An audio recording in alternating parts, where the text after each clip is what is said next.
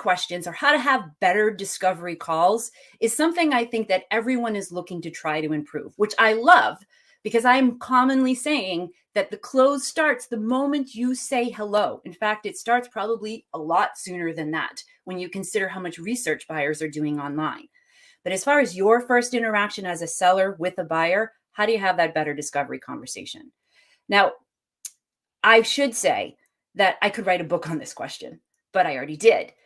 But I do have 5 rules about how to be buyer first in our discovery conversations. But for the sake of time, let me just share my top 3 rules. Now, imagine for a moment that you go to the doctor and you tell them that you're having a whole bunch of bad stomach cramps, and they ask you maybe 2 or 3 different questions. Say, yeah, you know what? It's probably nothing. I'll give you this subscription, and then you can go on your way and let me know how it goes. Now, how likely are you going to be to trust that doctor's advice when they asked you barely enough questions to even understand and they probably weren't really listening? Now, what if instead, when you go to the doctor, you tell them that you're having the cramps and they ask you multiple questions? They ask a question, you answer, they ask more questions about your answer, and you go back and forth, digging into what possible scenarios and options for each of these might be. Then finally, your doctor asks you, you know what? You know your body better than anyone. What do you think about this option versus this one? Which one's more doable for you? And then together, you come up with other questions that need answers and plans to address them. Then your doctor may prescribe some kind of diagnostic test in which you'll review together and come back with a plan. Now, how likely are you going to be to trust that doctor's advice and follow it? This is exactly how a buyer-first discovery conversation should sound.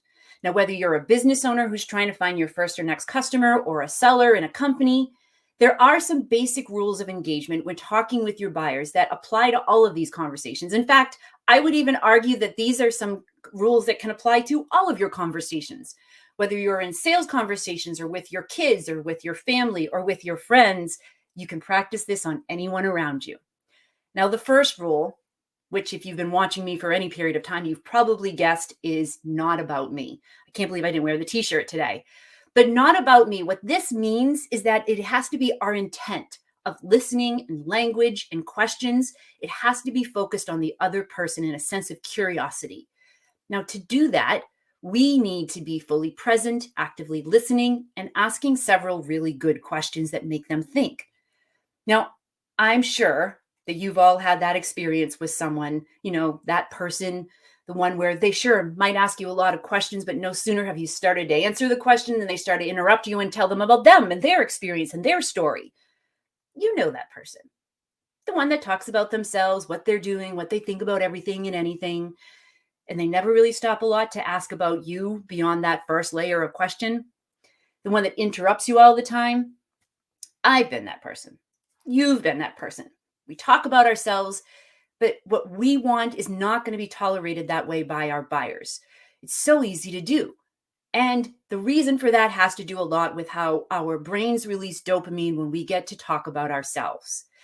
As sellers, if we can resist that and ask the thought-provoking questions that get buyers to talk about themselves, not only will we better understand them, but the buyer is more likely to change their mind about how they're thinking about something, even if that is contrary to what they were thinking before.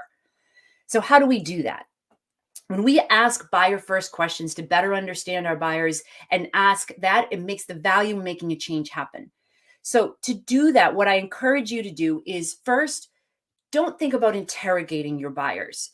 I want you to think about some really good questions. What this means is don't interrogate your buyers so that you can extract the most amount of pain from them. They know that's what you're doing, and that's why they resist it. And I know it sounds aggressive, but this is exactly what I see and hear happening on, far too many sales calls. And so what happens is that sellers have this list of questions that they need to get through, and get through them they will, or their manager is going to get them on them in the call review saying, you didn't ask these questions. But to your buyers, it sounds like, yeah, I know, Mrs. Buyer. You filled out my meeting form with your agenda and you wanted to have a demo and pricing at this point. But, I can't do that until I have asked you all of these questions to qualify you. So here's what I need to know. Blah, blah, blah, blah, blah, blah, blah, blah, blah. And all your buyers are hearing is that what they want and what they need and where they are does not matter to you. So start where they are.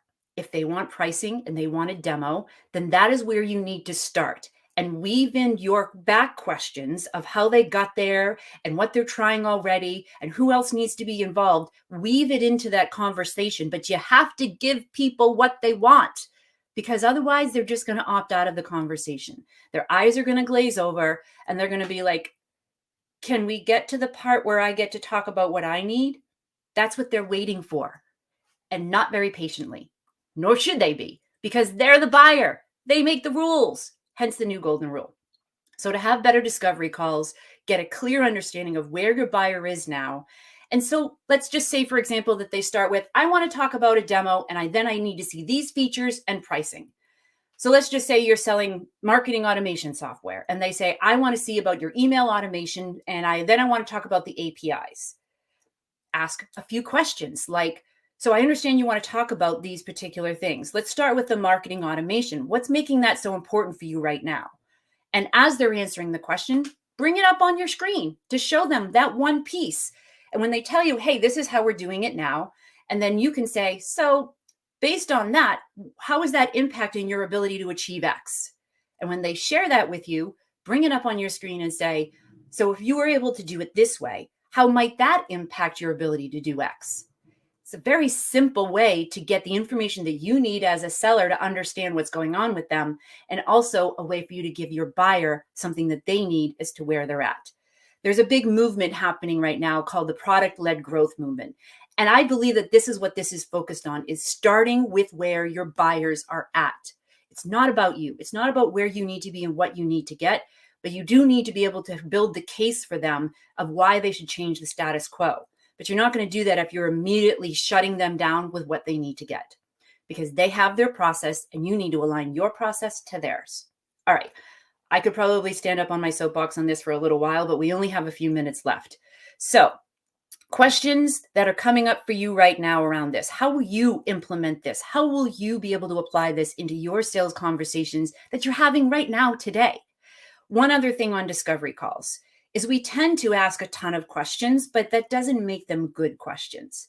If you follow that buyer first or not about me, the first rule, then that's what's going to help you to have those better discovery conversations, because you're asking targeted question that you've researched in a way to elicit a response from them that they might even find valuable.